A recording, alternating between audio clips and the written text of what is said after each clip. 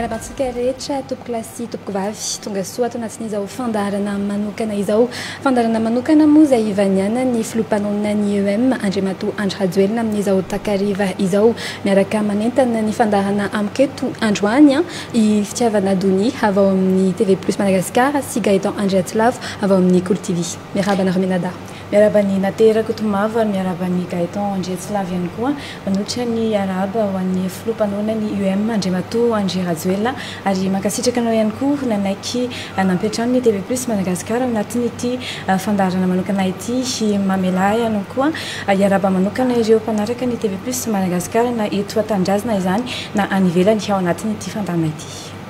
Miaraba manokana ny nate ihany koa miaraba ny fi miaraba manokana ny filohampanonina ny EUM ary mamerina fiarabana ho antsika rehetra manaraka tsy tapaka izay ity fandarana ity zay. Miarabanao Andriamatoa filoha tonga soa anatin'izao fandarana manokana izao. Ya, miarabanao nate ary miaraba ihany koa nareo Menada i Gaëtan sy fitiavana ary ampifaliana sy ampitiavana lehibe ihany koa no itsidiana ny vahoaka malagasy sy vagivolo sy ianareo rehetra izay manaraka an'izao tafatafa izay jinika ijerevana ny tombontsoa no avy ny firenena izao. Ivohitra ao anatin'ity fandarana manokana ity moa amin'ny androany ny dia ny filohampanonina ny EUM tany ivelany. Raha tsy ivona dia tany Paris, tany Ghana ary tany Sénégal ihany koa. Alohan'ny idirantsika anatin'ny resadresaka sy ny adefitra ary aloha dia ndao jerentsika ny ankony izay dia ny tany ivelany izay.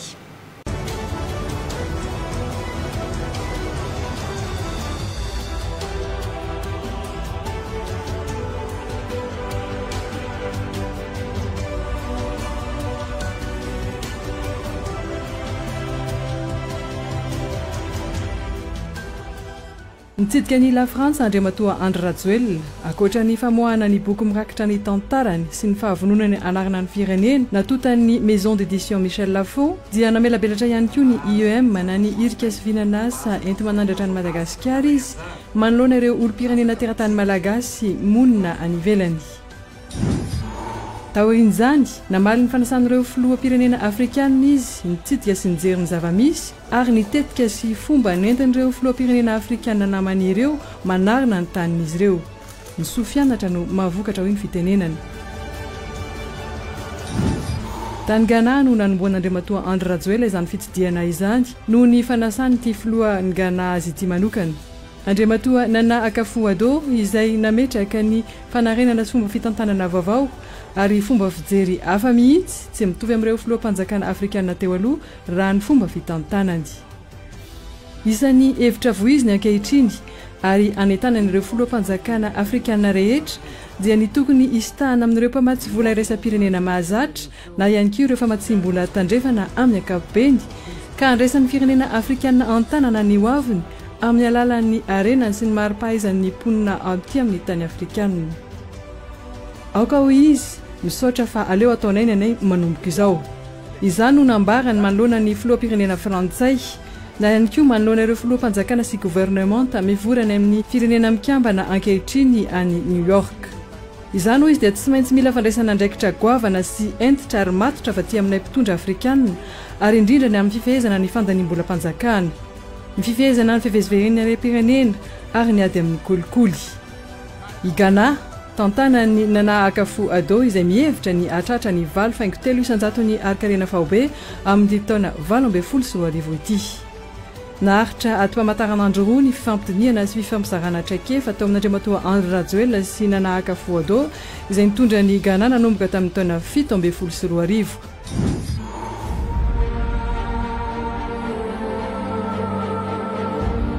Taoriny Ghana dia nitsidika ny Sénégal Andriamatoa Andry Rajoelina araka ny fanasany filoha sénégalaise Andriamatoa Macky Sall.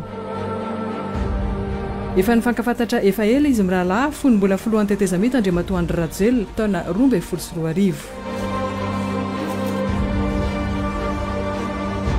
Nametraka ny atao hoe PSE na Plan Sénégal Émergent Andriamatoa Macky Sall ny fa 7 ny volana May 2014 ary efa taona teorina toy izao ny zava-misy any aminy.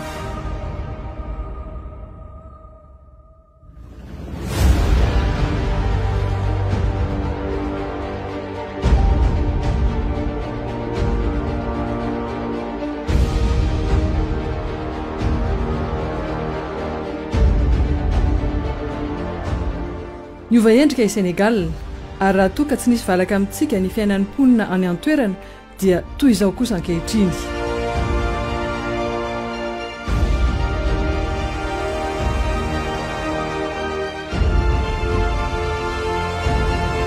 efatra faingo 400 ny arikarena fahobe ny taona 2024 efa mahatratra 7,7 isanjato zany amin'ity taona 2024 ity.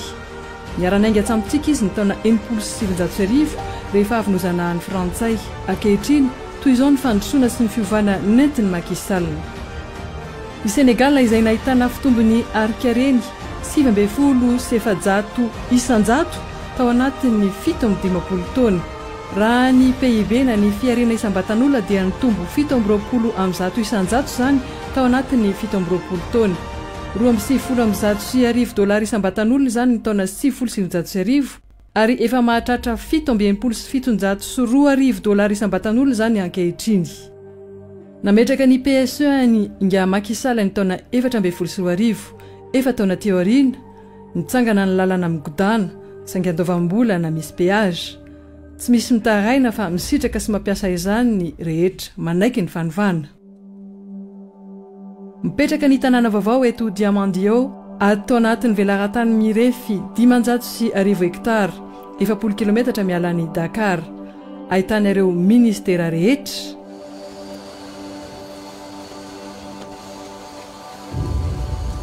Mahaleo tena arangovo azavaozina ary fomba tanteraka ny fitaovana rehetra ao.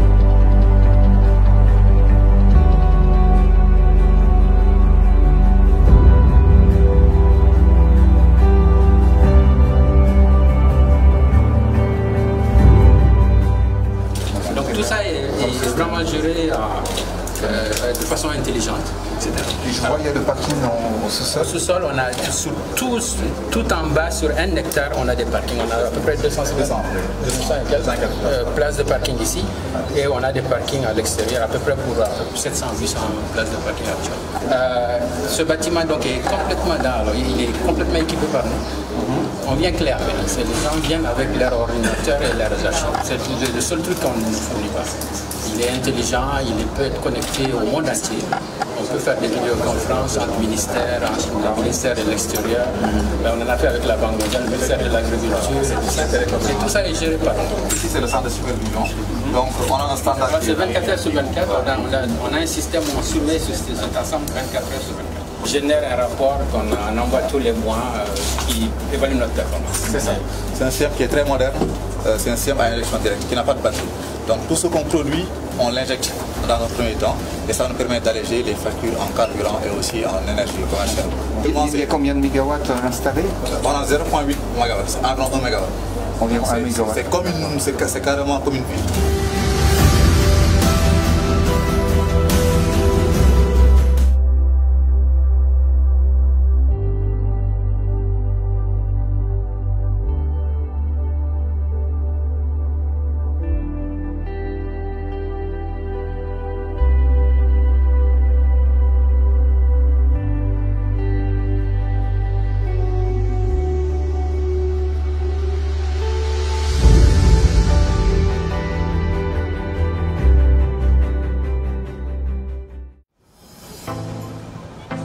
Mipetraka ihany koa ny toeram-ponenana vaovao afaka mandray fianakaviana maro isan-karazany ary mifandraika amin'ny fidiram-bola ireny isam-pianakaviana ireny toy izao ny fomba fiasa amin'izany.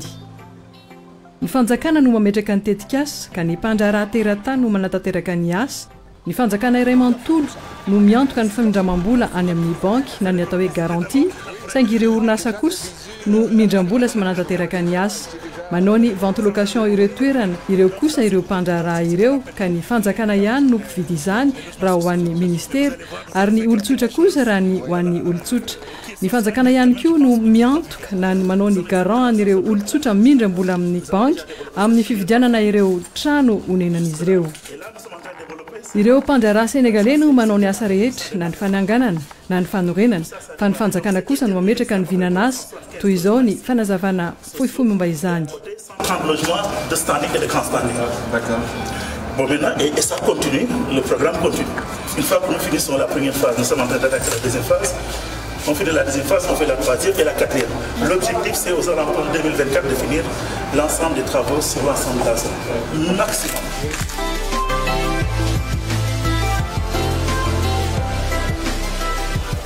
Deux appartements de 86 et un appartement de 106 pour cette phase. C'est combien le coût du ciment? $68. Le sac 45? $68. Non, la tonne. $67. Et le sac, c'est combien? $35. Donc on est les moins chers de la prix. Ny plan dia any fanjakana ny fanatanterahana ny asa hatrany amin'ny resaka matière première dia any mpandrarà saingy amin'ray ny fanjakana kosa ny fanatanterahana sy ny fisitrahana izany. Donc c'est... Ouais. Quand j'ai écouté le discours de son Excellence Monsieur le Président, il a dit qu'il faut faire travailler d'abord les sociétés locales. Locales, voilà. Exactement. Ça c'est ça. Après on a besoin de tout le monde. Moi, plus au moins... Misy ny fiarah-miasa amin'ireo orinasa vahiny mitondra ny fahaiza-manaon'izy ireo avy any velany saingy mazava ny fiarah-miasa. Tsy maintsy mampiasa ireo tanora vao mivoaka fianarana sy ireo tanora tsy anasa avy eto Sénégal izy ireo ary mampita ny fahaiza-manaony sy ny fahalalany amin'ireo tanora sénégalais rehetra izay miasa andro aman'alina mihitsy. Bonsoir, enchanté.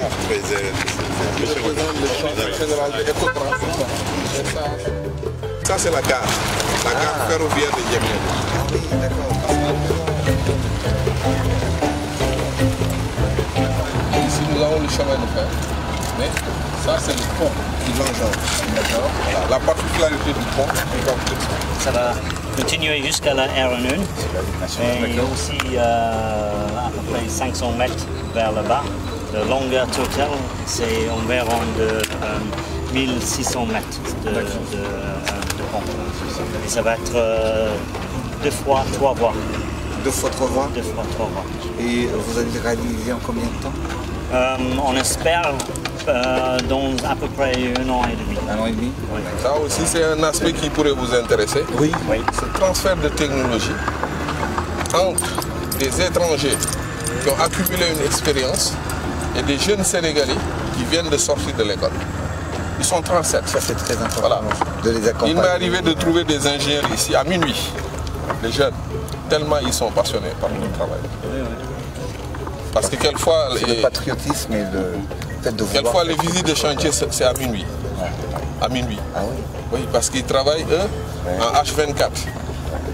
En continu, en feu. Fa amin'ny mahatanàna vaovao azy dia misy koa ireo lalana mampitohy azy amin'ny faritra maro ankoatran'ny lalana izay tena raitra sy manara-penitra tahaka izao. Dia misy ihany koa ny TER na ny fiaran-dalamby aingam-pandeha mampitohy ny commune. Ireo fi 10 kilometatra izy io ary orinasa avy any ivelany no manao izany. Fa tsy maintsy miara-miasa sy mampita ny teknôlôjia sy ny teknika amin'ireo orinasa sy tanora sénégalais izy ireo.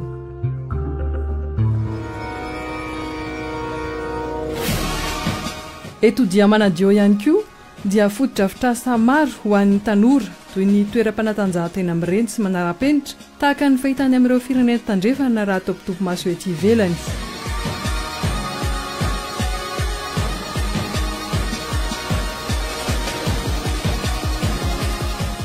Rehefa jerena akaiky dia tena manara-penitra tokoa satria dia afaka mihetsika ity terrain ity ohatra ary misy ireo toerana voatokana isan-tsokajiny.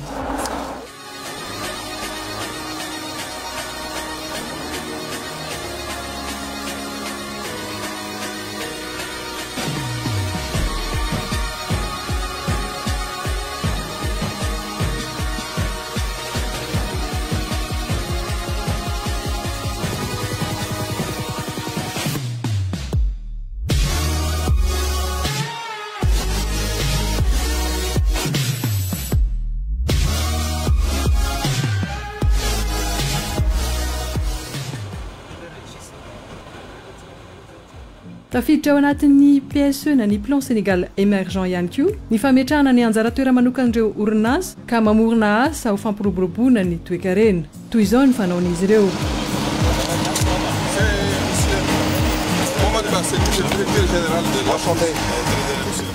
Nafatra avy any ivelan'ny akora ilaina izy ireo ary manambatra izany eto Sénégal. Mampiena ny tombabidin'ireo entana izany ary manome asa ny tanora ihany koa indrindra mampivoatra ny lafiny ara-indostria.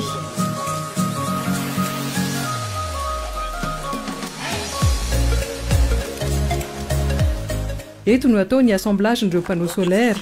tsy misy mangalatra na manimba na migafy satria te androso dia miasa sy manao izany arak'izay mamanara-penitra azy ireo izay izy rehetra.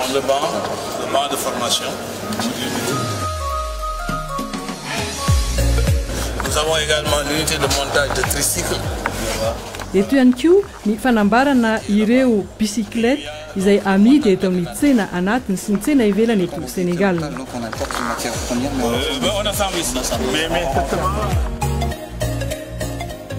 Misy ihany koa ireo orinasa avy any ivelany tonga aty Sénégal mamokatra ireo entana fanondrana ao anatin'ny faritra Fakaba ka misy ny lamina mazava apetraky ny fanjakana amin'ny fiara-miasa amin'izy ireny ary indrindra ny fitsijovana ny zon'ireo mpiasa.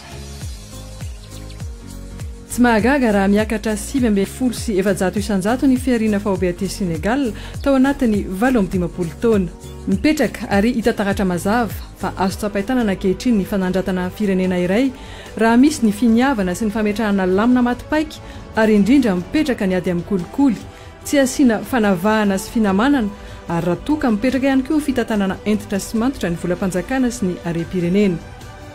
Eto Sénégal ohatra dia mamepona ny fitsaboana ireo zaza latsaky ny 5 taona sy ireo aretina sarotra tsaboana sy maharitra. Tsy andoavam-bola ny fampianarana fa hiatoan'ny fanjakana iray manontolo.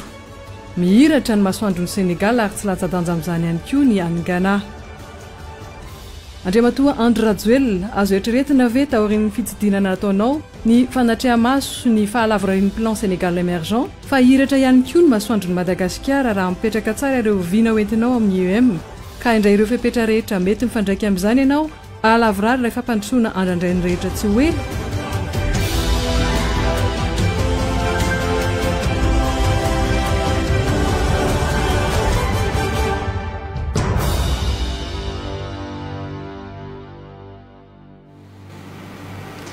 Ireny Andriamatoa Andry Rajoelina niakondianao tany Ghana, Sénégal sy tany Paris. Ho an'ny taona voaresaka tao anatin'iny fanadihadiana iny izao tany Ghana fa te hametraka fizakantena araboly izy ireo. Voaresaka ihany koa tao anatin'iny fanadihadiana iny zava-misy ao Sénégal ao anatin'ilay plan Sénégal émergent. Sa ve ianao Andriamatoa Andry Rajoelina hametraka tahaka ireny sa hoe manana dravitra hafa mihitsy ianao anatin'ilay IEM hoentinao?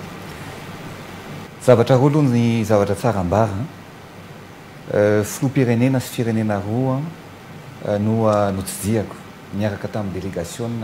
miaraka tamiko. Ny zavatra tsapa dia taraiky ary latsaka lalina i Madagasikara mihoatra an'ireo firenena afrikana anankiroa izay notsidian'ireo. Fa ny zava-dehibe tsara omarinana dia hoe matoa ireo firenena roa ireo no tsidiako dia misy antony lehibe izay ataratra ny zavatra tiantsika apetraka eto Madagasikara. Ny voalohany mikasika ny Ghana izay nifiaonako tamin'ny filoha Nana Akufo-Addo dia lay fametrahana ny fahaleovan-tena ary économique tiany napetraka tao anatin'ny firenena. Tsy tiany hoe mitsabatsabaka amin'ny fomba fitantanany ny firenena avy any ivelany. Naritra ora maro ny dindinika sy ny resaka sy ny fifanakalozana nataonay amin'ny rahalahy tao anatin'ny cadre ny IEM satria ny IEM araka ny lazaiko dia ny hoe fifanakalozana trakefa fiaraha-miasa amin'ireo expert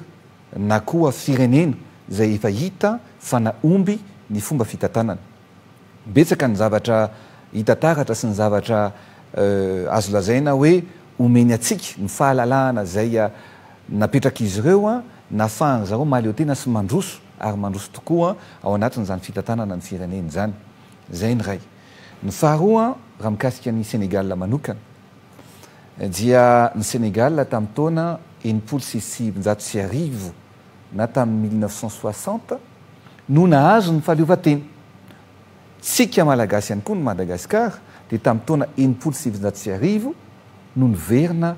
ny fahaleovan-tena tsika. Hitanareo tony tsara no miteny ny zavatra asa atao dia azo tsapahitanana sy hita taratra tamin'ny fitsidiana natao tany Sénégal. ny zavatra tsara marihana dia zao mifakahazo tsara ary-mpinamana izaho sy ny filoha makisal efa mifampiresaka ombenimbeny izahay tamin'ny taona 6 ny tenako no mitatana ny Madagasikara ny ona izay mirahalahy mifampiresaka ny fomba sady ny vina tokony ho apetraka ampandrosoana ny firenena tsirairay avy izy ny resaka ny Sénégal izao miresaka any Madagasikara tamin'ny taona 2014 ny zavatra nisy dia samy nanana eritreritra azy vina izahay ny fomba ampandrosoana ny firenena raha azoko lazaina zany dia hoe miara-ny ainga i Madagasikara sy Sénégal tamin'ny fahaleovan-tena aloha satria taona nitovy nazahoana ny fahaleovan-tena fa raha raisitsika taty aoriana hoe raha tamin'ny taona 2014 no nametraka ny plan sénégalais émergent ny filoha Macky Sall isika ny tenako taty aoriana dia nieritreritra hoe ametraka ny initiative pour l'émergence de Madagascar mitovy ny vina mitovy ny tanjona ny zavatra tsara ho hita nefa dia zao tao anatin'ny fataona dia hitatsika hoe inona ny zavatra vita ao anatin'izany hoe plan sénégalais émergent izany hitanareo to daholy betsaka amin'ny fodo-dravitra asa hita ny zavatra hita sy tsapa dia zao mandroso ny Sénégal ny PIB en Sénégal $2000 na mihoatra eo zany isam-batan'olona ny PIB atsika eto a Madagasikara mbola latsaka ny $400 zany hoe avy 10 eny zany ny PIB any Sénégal raha tsy resaka afa-zay fotsiny aho ny zavatra lesina be tokony ho atao dia izao tokony ho raisina mila miray ina amin'ny malagasy miray fo miray saina rehefa misy tetikasa tsara programa tsara vina ampandrosoana ny firenena ny olana antsika mantsy dia zao lany fotoana loatra tsika amin'ny fifampitsikirana lany fotoana loatra amin'ny fifanaratsiana ho avy ny fifidianana atovy ambony latabatra ny vina ny candidat tsirairay avy za aloha eto dia mahasamy teniny samy laza fanizaniza candidat milatsaka ho filovan'ny firenena eto a Madagasikara ny UEM ihany manana programa maripotika azo tsapaitanana ary indrindra afaka ho taterahana zava-dehibe zany ny mamaika antenako Andry Rajoelina tsy ho filoham-pirenena fa mamaika anao hoe ahoana ny ahafahantsika mihoatra lavitra ny mametraka amin'ny fodo-dravitrasa fampandrosoana ny Madagasikara noho ny Sénégal ahoana ny ahafahantsika mahaleo tena tanteraka amin'ny alalan'ny arenatsika eto a Madagasikara tsy tsabajaban'ny avy any ivelany zay ny nakako lesona nakako ny trakifa nanana ny filoha tany Ghana filoha ghanéana zay ngambany zavatra azo fitinina sy resahana mikasika an'iny fijidiana iny fa raha misy fanontaniana moa manitikitika anareo dia vonina amaly an'izany ka zay indrindra miresaka IEM ianao rehefa jerentsika initiative pour l'émergence de Madagascar hita hoe mifanakaiky be amin'ilay hoe plan Sénégal émergent zay ny fijerin'ireo mpanenjika anao sahady tao arininy fandehananao tany ivelany iny manao ahoana inona no mety hoe mahasamihafa azy sao mantsy everiny olona ihany koa hoe Andriamatoa Andry Rajoelina efa nanana fifanakalozana sy efa nifanakaiky tamin'ny Sénégal tany aloha mety hoe copier-coller any PSE no atao IEM tsika tsy manao copier-coller fa tsika manatsara ary zay ny teneniko hoe tsika indray dia toujours copier mais jamais égaler misy foana makatahaka fa tsy afaka hitovy amintsika mihitsy samy manana ny heviny samy manana ny fotom-pisainany samy manana ny programany marina mihitsy ny teneninao tao fitiavana mikasika an'le hoe plan sénégalais émergent sy ny initiative pour l'émergence de Madagascar vina ny zavatra hitovizana dia hoe ahoana ny ahafahan'ny firenena anankiray maleo teny ahoana ny ahafahantsika mampandroso ny firenena ao anatin'ny fotoana fohy zao ny zavatra mitranga mantsy nametraka ny hoe rattraper le retard de développement de Madagascar ny zavatra ndika ny raha ataontsika amin'ny teny gasy dia tsotra hoe ny fampandrosoana tsy hita nandritra ny hatramin'ny nazahoana amin'ny fahaleovan-tena mandra-pahatonga ny androany dia hoentintsika ao anatin'ny fotoana fohy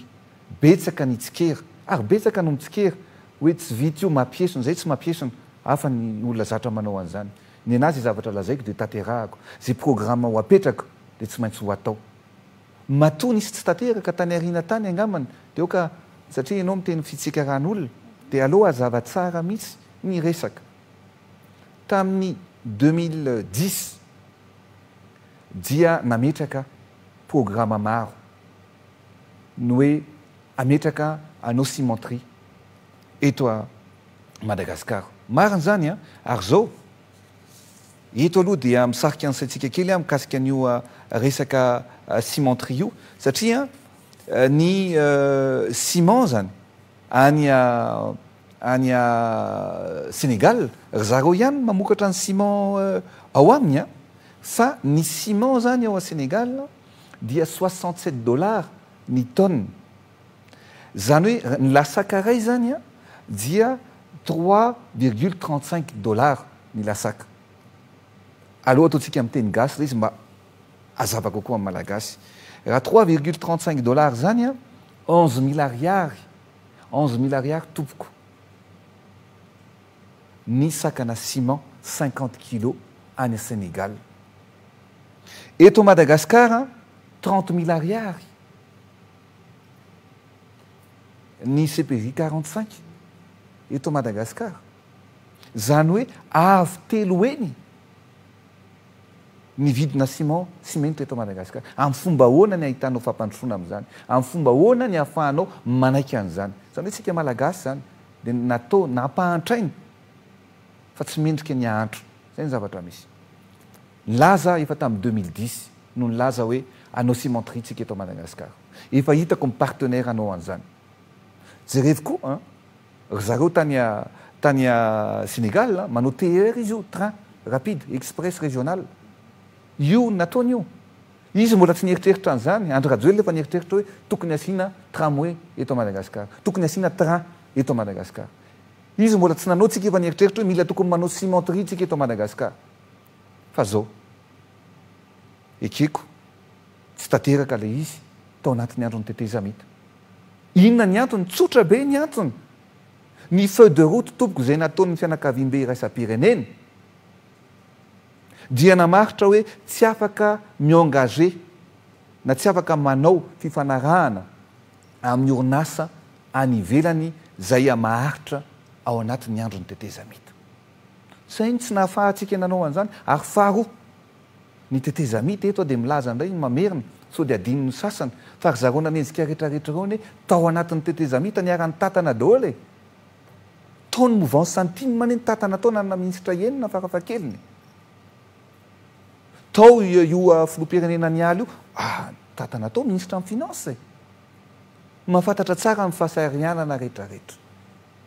tsy nahafahantsika nanatateraka an'izany fa ny tiako lazaina dia zao miveriny-tsika lasa ny momba ny lasa za tsy te hijanona eo amin'ny zavatra lasa tsy te hijanona eo fa ny anahy noavy ny malagasy noavy ny firenena ary ny fantaniany malagasy sao dia hoe Andry Rajoelina raha filoha ianao dia inona ny afaka ataonao tsy fotoana amin'ny fampelezan-kevitra zao fa za kosa dia afaka miteny fa miprograma nasa rehetrarehetra zay ho atolotra dia ho tanterahana ny vina rehetrarehetra zay apetraka dia ho tanteraka avokoa efa hitako daholy ny partenaire miominantoka anao an'izany eto Madagasikara be zay satria hitantsika fa mitadasika Madagasikara ary tao anatin'izay 10 taona mahery zay hatramin'izao tsika tsy mahita hoe inona ny fandrosoana goavana hoe tena hita maso marina mihitsy zany tenenao zany fitiavana mitsidika ny Madagasikara mitetsy sy ny eno ny zavatra mangirifiry ny boaka malagasy ny zavatra misy marina ny tenenao avy any avaratra any antsimo any andrefana avy any antsinanana mijery ianao manontany hoe inona ny orinasa mba mipetraka teto aminareo tsy misy zany hoe fa nahantro ny dadabeany nahantro ny dadany nahantro izy tsy niasa ary mbola tsy niasa ihany koa ny zanany ny zafikely mbola mipetraka ao aminy zay ny zavatra misy eto amintsika amin'izao tsika miteny zao zay ny tenen'olona hoe vonjeo Madagasikara mamirona orinasa ny zavatra misy zany dia zao ao anatin'ny UEM dia tsotra ny famoronana orinasa isaky ny faritra amin'izay zavatra mifandraika ny zavatra misy ao amin'ny faritra misy faritra ohatra zao manao ovy betsaka zao any amivakina karatra rehetrarehetra ahoana ny fomba ahafahantsika manodina ny ovy mba ho lasa chips ohatra any amin'ny faritra hafa ohatra dia misy voatabia ahoana ny fomba ahafahanao manodina ny voatabia mba ahafahantsika manondrana indray etsetreetretra zany any amin'ny misy faritra manokatra lavanila betsaka misy faritra mamokatra kakao betsaka fa zao ny zavatra misy hatramin'ny fahaleovatena mandra-pahatonga an'izao dia le velara-tany ny volentsika ihany ny volentsika dia zao sao tsika tany Ghana tsika zao mamokatra kakao fa Madagasikara tena any amin'ny laharana tsita amin'ny famokarana kakao ny Côte d'Ivoire numéro 1 mondial amin'ny famokarana kakao ny Ghana zay tsy diako teo numéro 2 mondial amin'ny famokarana ny kakao fa maninona ary tsika malagasy no tsy nampitombo ny vokatra kakao mba ho tsika no ho numéro 1 za zao miteny satria nakany ary tao anatin'ny IEM dia nisy an'le projet Prodac avy any Sénégal miatrika an'izany tao amin'ny Carleton inona ny fahaiza manaony inona ny trakefa afaka ifanakalozana milaza anareo fa ny fanjakana mihitsy no nandeha dia nitady ny lalam-barotra tany France tany Rungis dia signé contrat izy hoe 15 800 tonnes de patate douce zay no exporteny makany à la France zao tsika miteny zao io 15 000 tonnes io mbola tsy araka zareo fa mbola mampitombo zany izy any zavatra vokarina tsika zany raha miteny za dia miteny hoe rehefa tonga ny Saint Valentin maninona mo ny rose ny voninkazo maro samihafa ny orchidée avy any Kenya no makany France no makany Singapour fa tsy tsara hoe mahafinaritra hoe inona mahafinaritra anao mino anazy hoe rose du Kenya sa rose de Madagascar inona ny afinaritra ny vehivavy sy mivadiny européanina sy ny aziatika hoe ty rose avy any Madagascar tsy zany hoe ny zavatra tokony ho ataontsika ny anazy zany ny zavatra olazaiko dia tsotra mbola ho avy ny programme anazavana ny programme ary vonona ny fanatrika amin'izaniza amin'ireo candidat rehetrarehetra reo vonona ny ampiseho hoe tia ny programmako tia ny zavatra ho tanterahako fa zao fotsiny zavatra azo lazaiko voalohany satria mbola tsy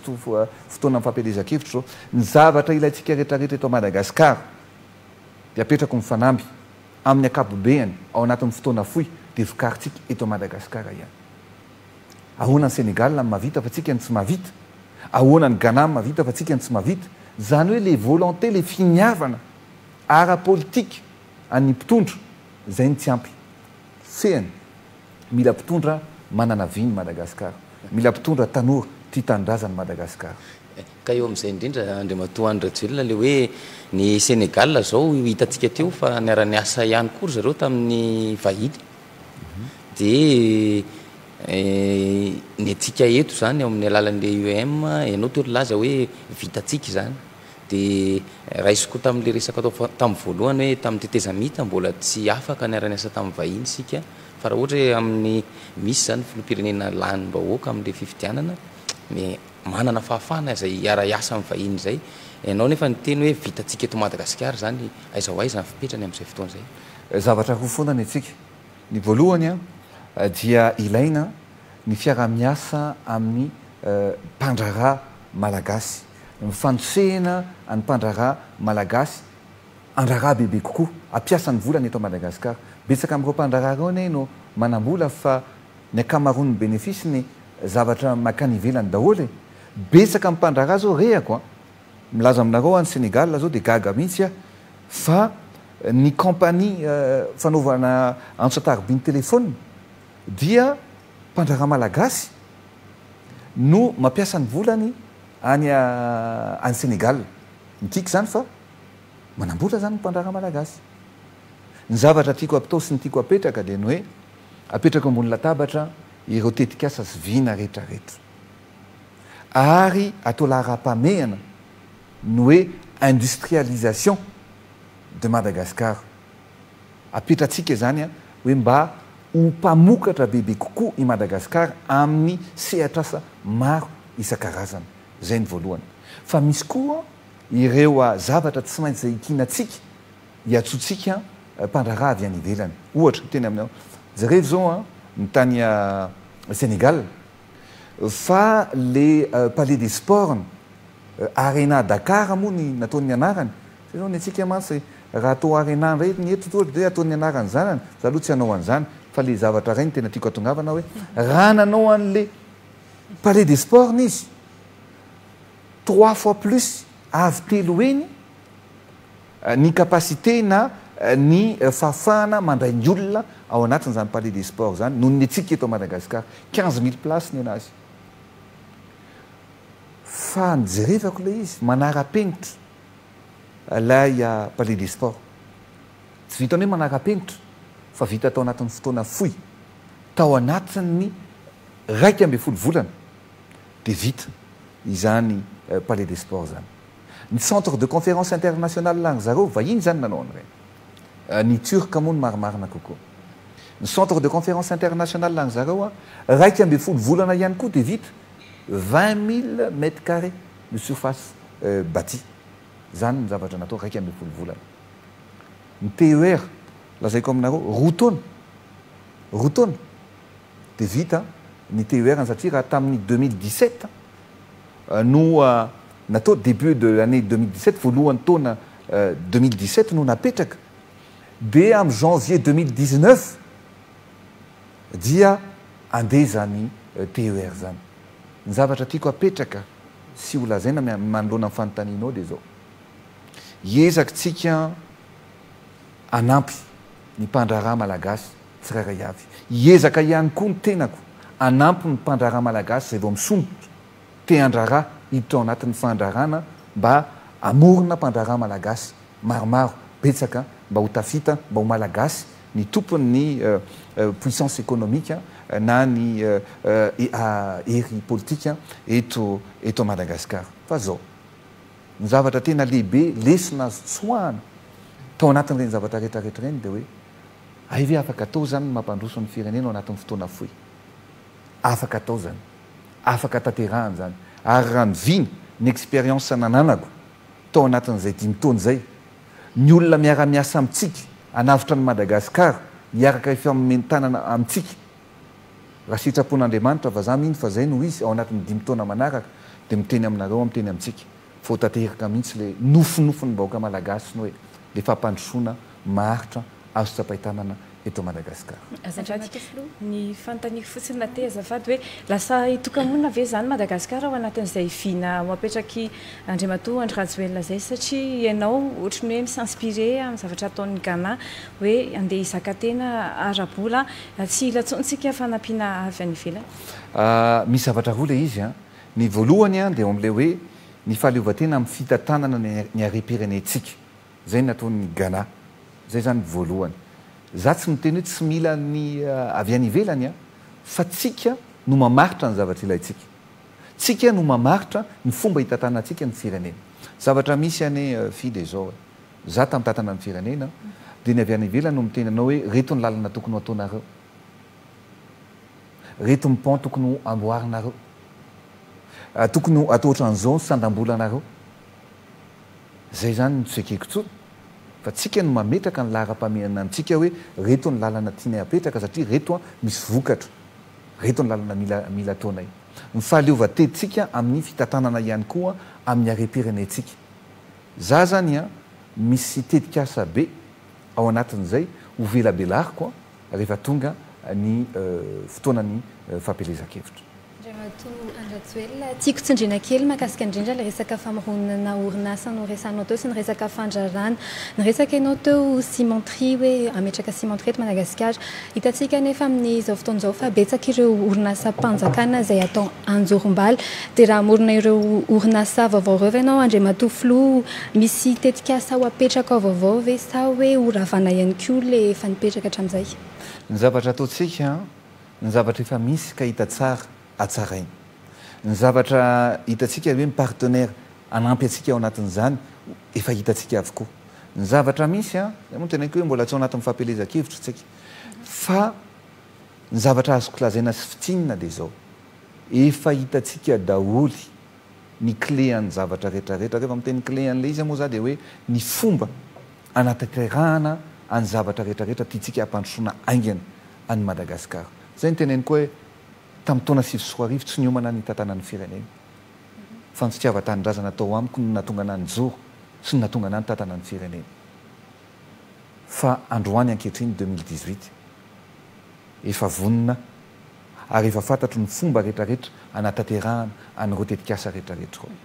Andriamatoa filoha raha ohatra ka hoe miresaka an'izay famoronana orinasa ianao zay aitsika hoe nisy teo aloha ny resaka monopole raha ohatra ka amorona orinasa ianao ohatra cimenterie dia mety hoe afaka azo heverina aveo hoe isy ihany koa ny fifaninanana ao anatin'ilay izy. Ny anahy no mibaiko anahy sy ny ao apoky sy ny ao an-tsaiko a ny mibaiko ny zavatra rehetrarehetra ho atoko dia mifijerena ny tombontsoa ny vahoaka malagasy rehetrarehetra. Rehefa tany Sénégal ianao dia tena latsaka ny ranomaso mangitakitaka ny fo hoe fa ahoana no mandroso ohatr'izao a le firenena fa ahoana no taraikitsika ao anatin'izao zavatra rehetrarehetra zao. Mikasika ny zavatra lazainao teo dia raha misy orinasa avy any ivelany ohatra anao cimenterie ny zavatra lazaiko dia zao anao cimenterie nareo eto Madagasikara d'accord fa mividiny ciment tsy tokony mihoatra anty vidiny ho apetraky ny fanjakana malagasy ty zay ny zavatra ray rehefa mena ny vidina ciment ny zavatra inona moa ny zavatra tsy irin'ny olona mba samy mianana ny tokantrano ny daholo ny trano misy azy daholo ny izay afaka manao an'izany za tsy teny eto hoe mivoaka malagasy ray manontolo fa zay manana pikasana sy faniriana afaka manao an'izany rehefa mena ny vidina ny ciment dia afaka tratrarina sy takarina tsara zay zavatra rehetrarehetra za tsy anaiky intsony ary zany ny zavatra efa tsy ekenany resaka monopole économique hoe rehefa ianao mitondra dia ho ataonao daholo ny zavatra rehetrarehetra za tsy andrara tsy ny orinasako mihitsy mamaiky anahy hoe ho ampafiloam-pirenena anahy fa ny amorona ny olona malagasy rehetrarehetra orinasa ny industrialisation ny malagasy efa industriel zany ny zavatra tiatsika atao ary zany a ny zavatra tiatsika apetraka eto amin'ny firenena. Andriamatofo Andry Rajoelina mahakasika indrindra izay resaka akoho ny dianao tany ivelany izay tany la France ianao vao resaka atao ihany resaka lalam-piainanao a namoaka boky ianao tany Paris ny herinandro lasa teo karazana autobiographie ilay izy ino avy no mety hoe tantarainao ao anatin'iny boky iny a ary maninona no tany la France no navoaka ilay izy ary ireo vinana eto Madagasikara. Ya les boky moa mivolazanao teo inate namoaka boky tokoa ny zavatra tsara resahana aloha dia zany famoahana boky zany tsy hoe taitaitra ianao natory tamin'ny alina dia mifono maraina dia hoe amoaka boky ara-pitso fa mila fanomanana zany vo ny ala tsy mitondra ny firenena dia ozy izy za hoe tsy maintsy mametraka devoir de mémoire adidy ny mametraka ny tantara mba iraikitra antsoratra ny zavatra lazaina manidina fa ny zavatra antsoratra miraikitra zay no namoahako a an'lay boky zay ity moa lay izy a hoe par amour de la patrie no ny fitiava-tanindrazana zay mibaiko ay zay nanaovako an'io a soratra sy titre milaza an'io hoe par amour de la patrie ity boky ty a dia mirakitra ny tantaram-piainako sy ny lalana diaviko rehetrarehetra tamin'ny za fony voateraka mandra-patonga amin'ny androany ny zavatra rehetrarehetra ny sedraiko ny zavatra ny ainako tao anatin'ny lafiny politika raha zay aloha nasiana teny foy dia satria ao anaty miresaka amin'ilay boky ihany tsika dia asiantsika teny foy a fa efa tamin'ny taona 7 sy 7 ny tenako mbola tanora eritreriny tamin'izany a no te handray andraikitra amin'ny fampandrosoana ny tanàna noho ny antony maro samihafa dia tsy afaka nilatsaka ho be ny tanàna tamin'ny taona 3 tamin'izany nyteny tamin'ny filoha tamin'izany fotoana zany tantaraiko anatin'ny boky moa la izy tamin'izany ny filoha tamin'izany hoe mba lazao ny dadanao fa mba manam-pikasana manam-paniriana ilatsaka ho be ny tanàna tamin'izany sarotra be satria loko ray ihany no nitantana ny firenena sarotra be no niady tamin'ny mpitondra tamin'izany fotoana zany a dia ny fitiava-tanindrazana atao amiko ny laza hoe mba teo anao be ny tanàna dia tsy azo atao tsy afaka natao a fa fandrahonana ny azy hoe raha manao an'izany izy dia anana olana betsaka anaogoavana fa tamin'ny taona 7 dia nilatsaka be ny tanàna lany be ny tanàna atao anatin'izany a dia fantatrareo ny olana ny sedraiko ny sakatsakana ny olana rehetrarehetra zay miaina koa tao anatin'izany fanatanterahana ny asa mabe ny tanàna anazy zany fa zany koa tsy nanakanana nijoro ny anao ny fododrafitrasy fanaovana ny lampany tanàna zay nilazaiko tamin'izany fotoana zany vita izy io ny fanaovana ny coliseum tsara ho fatatsika ho an'ny olona mbola zay miahiasy misalasala tamin'izany latsaka be ny tanàna no nilaza teo amin'ny Atsonjombe fa hanaovantsika fododrafitrasy tsy mena amin'ny tany any ivelany eto amin'ity kianja feny vovoka ity vita ny coliseum zay ary moa zao mba mangataka hoe anaovana an'izany mba hanao fampielezan-kevitra ao satria ho avy ny fampielezan-kevitra dia efa tsy omenanay fa hoe ny daty dia davintsika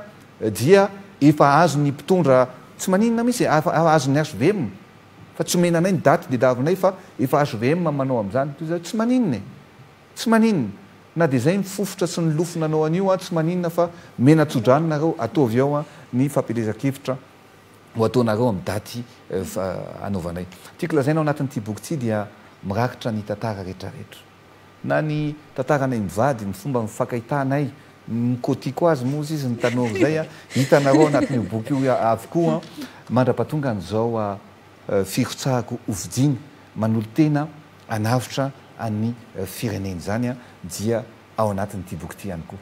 boky mirakitra ny tantara izy ity ary ny marina ny lazaiko anatiny eo betsaka ny zavatra tsy fantatry ny olona amin'ny zavatra ny diaviko ny zavatra nisy rehetrarehetra fa ao anatin'ity boky ity zany no napetraka zany zavatra rehetrarehetra zany Au final, nous évoquons Madagascar, beaucoup ça chitane la France, nous. Ya, nous on est à Madagascar, nisy négociation kely moa natao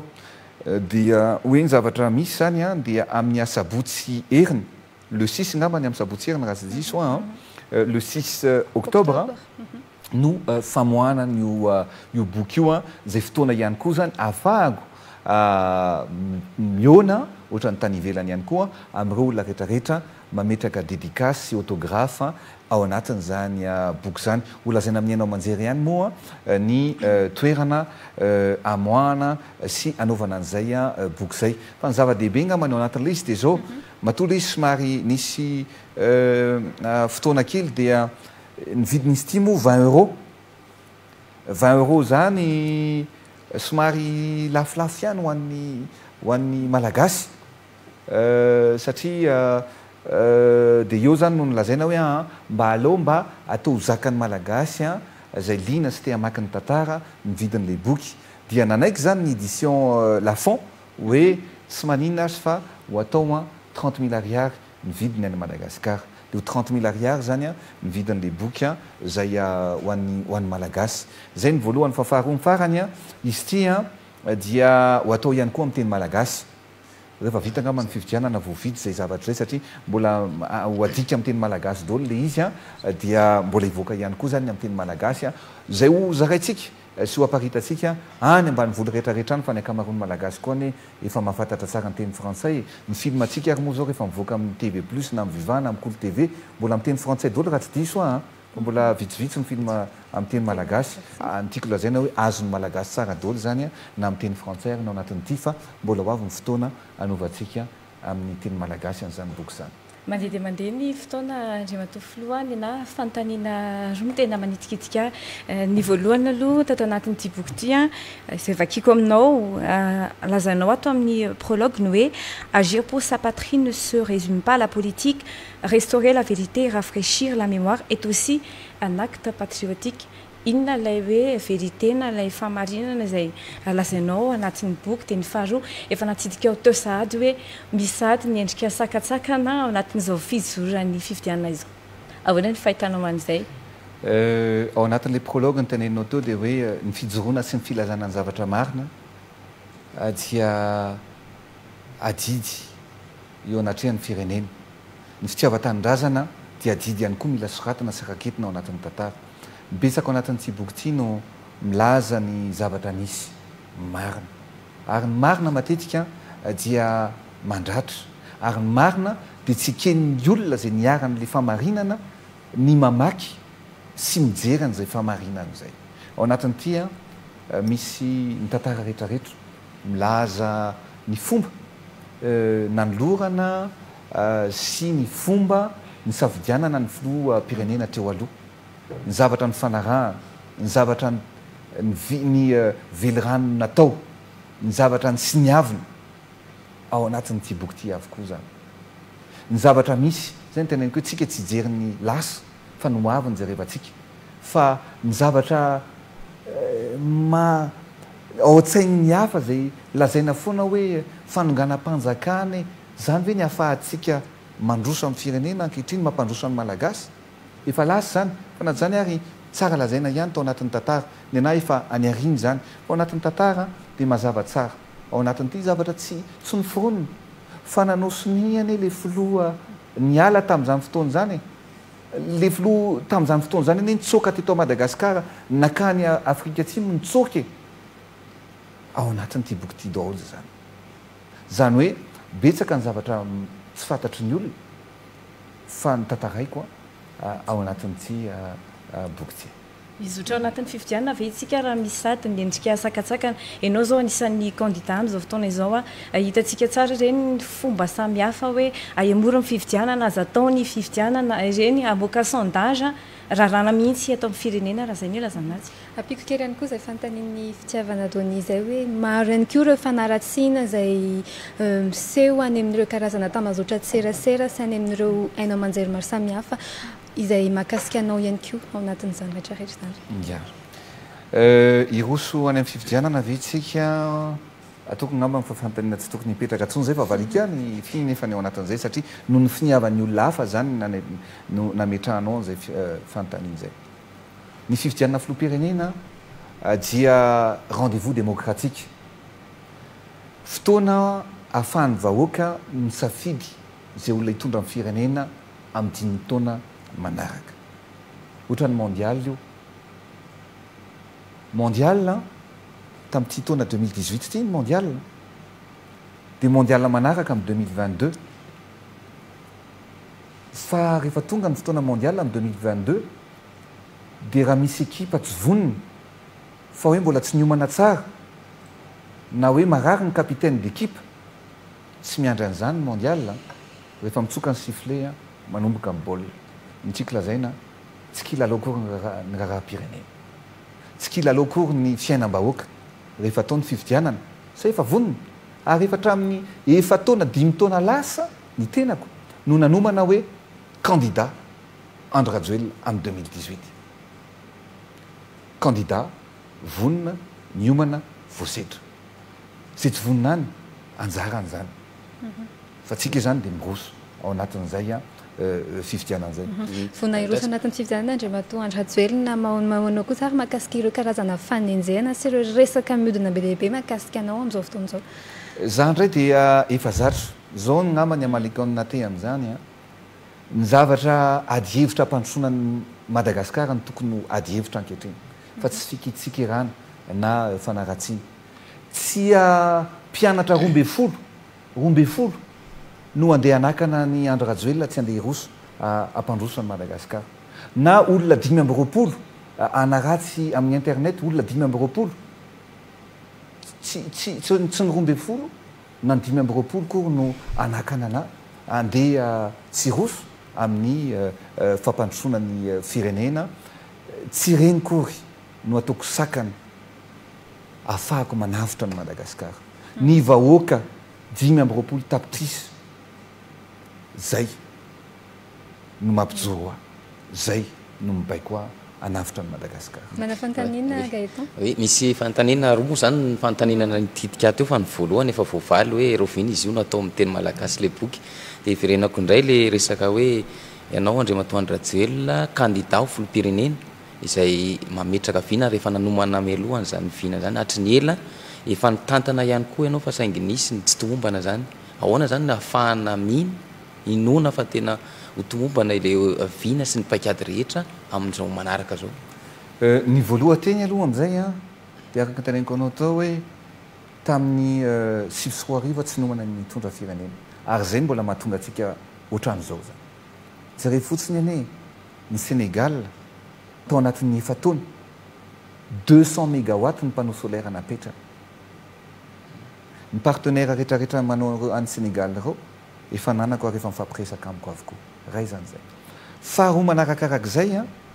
dia tamin'ny andro ny tetezamita ane niarany tatany niarany tatana ary mifeheziny tondrozotrana ny feuille de route ny tenako tsy mitovy mihitsy zany hoe ny tenako hitondra ny firenena amin'ny alalan'ny fividianana ary malalaka ny fomba andraisako ny fepetra sy fanapa-kevitra rehetrarehetra ary hoentitra ho matotra ny zavatra rehetrarehetra ho ataotsika ao anatin'zany fampandrosoana titsika ho apetraka ao an'ny firenena zany fa ny zavatra tena goavana indrindra ao anatin'izay zavatra ny resahantsika zay dia ny hoe fampandrosoana aingana any Madagasikara ao anatin'ny fotoana fohy betsaka miteny hoe tsy ho vity zany tsaroko sady tamin'izany anao ny hôtel de ville tsy ho vitany io be resaka io tsisy volo amin'ny commune fa vitatsika zany hôtel de ville zany ny zavatra ny seotany Sénégal hitatsika teo fa ao anatin'ny fotoana fohy efa taona nahitantsika nyreny zavatra rehetrarehetra reny ny autoroute ny train ny panneau solaire ny palais des sports e sy ny sisa tsy voatanisa fa ny zavatra iriko sy ny zavatra ho ataotsika dia ny hoe androso ao anatin'ny fotoana fohy i Madagasikara ahotanterahantsika ny vina zay ho apetratsika ampandrosoana nyty firenena. Mariparina ny fandaharantsika Andriamato Andrajoelina sy namanapanao gazety mety manana afatra ve enao ho an'ny vahoaka malagasy amin'izao fotoana izao enao kandida amin'ny fividiana filoham-pirenena ho avy tsy ho ela ihany koa ny fampelezan-kevitra inona mety hoe afatra ho apetraka ao anatin'izany rehetra ny afatra ho apetraka amin'ny vahoaka malagasy dia tsotra hiatrika fividiana antsika ary afaka roa volana sy herinandro ray dia ho avy zay fividianan'izay afaka ray volana sy ray herinandro zavatra lehibe ho an'ny firenena zany fividianana filoham-pirenena zany ny zavatra atao dia zao ny fanaratsiany sy ny tsitsikerana mandehana amin'ny lalana tsizya aleo zany ho any arinatsika aleo ny zavatra hoe aleo tena projet contre projet vina sy ny vina no ampedina ny hevitra no ampedina fa tsy any amin'ny fanaratsiany ireo olona mitsikera sy manaratsy mba manana vina ave izy ireo fanontaniana fotsiny lazaiko amin'ny vahoaka malagasy dia mila tonontsika ary mila amin'ny fametanana mila miray fo mila miray saina ary no avy ny Madagasikara no hobanjintsika sy ho jerevantsika miaraka. Isaorana ianao Andriamato filoham-panorona ny UEM ny vahiny teto amin'ny fandarana manokana tamin'ity takariva ity isaorako be dehibe ihany koa namakopanao gazety Gaëtan Andriatsilafy sy fitiavana Dony niaraka nanentana ny fandarana teto tamiko. Misaotra anareo teny Menada dia miankatsika ihany koa amin'ny vahoaka malagasy ary manome fotoana anareo tsy ho ela. Manome fotoana anareo tsy ho ela ihany koa mandram-pionatao.